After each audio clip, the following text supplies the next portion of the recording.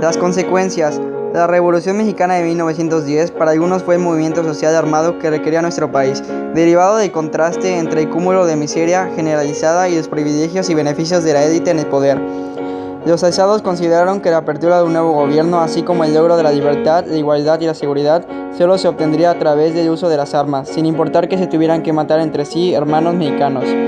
Otros consideran que la Revolución Mexicana fue un desacierto de nuestro país por no haberse buscado ni tenido la capacidad de entendimiento para lograr avances sociales y que por culpa de intereses que luego fueron llamados usurpadores, constitucionalistas, liberales y revolucionarios, proporcionaron el correr de tanta sangre que finalmente se mezclaba y llegaba a ser una solla de hombres y mujeres mexicanos quienes en su mayoría jamás comprendieron el motivo de su lucha. Finalmente los principios sociales y agrarios quedaron plasmados en la Constitución de 1917, aunque muchas veces resultan ser una utopía porque no se aplicaban e interpretaban en su justa dimensión. Socialmente hablando, nuestra historia nos ha enseñado que a pesar de que existen usurpadores falsos, redentores y enemigos del pueblo, existen otros medios, no el de las armas, para lograr el cambio en las estructuras de poder o del poder mismo. Por revolución se entiende al cambio violento en la institución política de una nación. Sin embargo, se debe dejar claro que el concepto de revolución en la actualidad ha sido desvirtuado en demasia, pues ya no es todo movimiento violento en el que toma parte el pueblo, con el propósito de modificar las estructuras fundamentales, políticas, sociales, jurídicas y económicas de un Estado.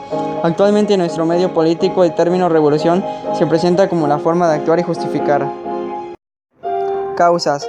El envejecimiento del sistema y la inmovilidad del gabinete porfirista se refiere no solo a la prolongada permanencia de Porfirio Díaz en la presidencia de la República, sino también de sus secretarios de Estado, de gobernadores de los estados y demás funcionarios públicos que se habían enquistado en el poder con todas las prerrogativas y privilegios que les ofrecía la dictadura.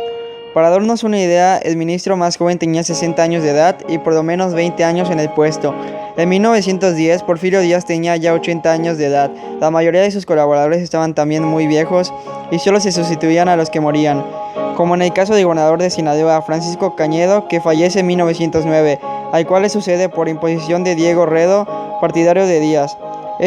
Ante esta situación, la oposición va en aumento, principalmente de la clase media y de algunos sectores privilegiados, que se sentían con el derecho a participar del poder político, como es el caso de Madero y Carranza, en Coahuila y Obregón y calles en Sonora.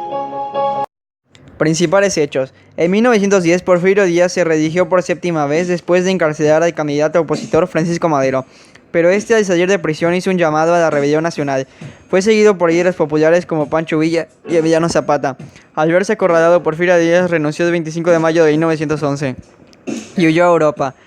Victorioso, Madero restauró la Constitución de 1857, implantó el sufragio popular y prohibió la reelección, pero las masas campesinas clamaban por reformas económicas y el jefe guerrillero del sur, Emiliano Zapata, propuso el Plan de Ayala para distribuir tierras entre los trabajadores. Lo apoyó Pancho Villa desde el norte del país.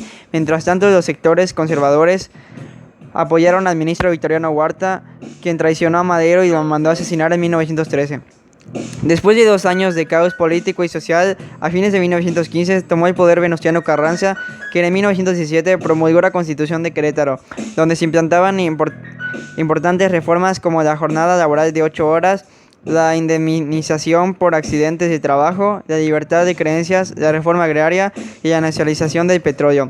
En 1920, Venustiano Carranza fue asesinado por los partidarios de Álvaro Obregón, quien poco después tomó el poder.